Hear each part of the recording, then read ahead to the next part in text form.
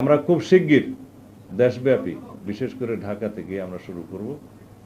আমরা চাঁদাবাজদের তালিকা প্রস্তুত করে সেই হিসাবে তাদেরকে আইনের আওতায় নিয়ে আসার ব্যবস্থা করব খুব শিগগির। তাদের বডি ল্যাঙ্গুয়েজ দেখতে পেয়েছি, তারা সবাই সংকল্পবদ্ধ।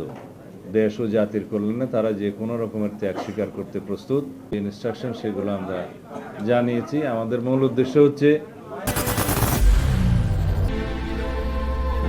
I am Ox.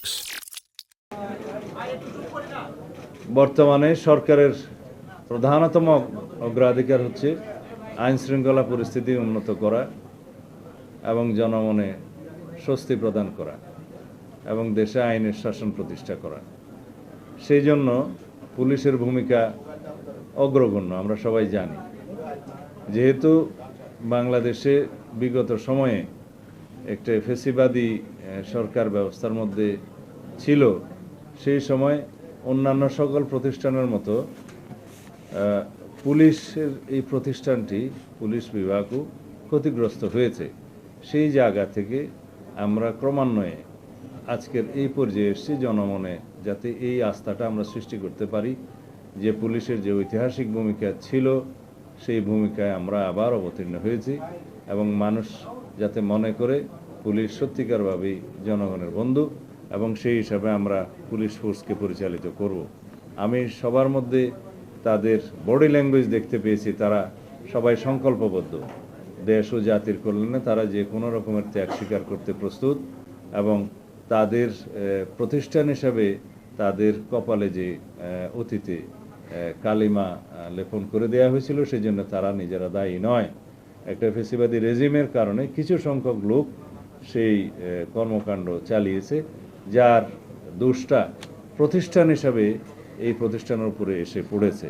সেই জন্য প্রতিষ্ঠান দায়ী নয়।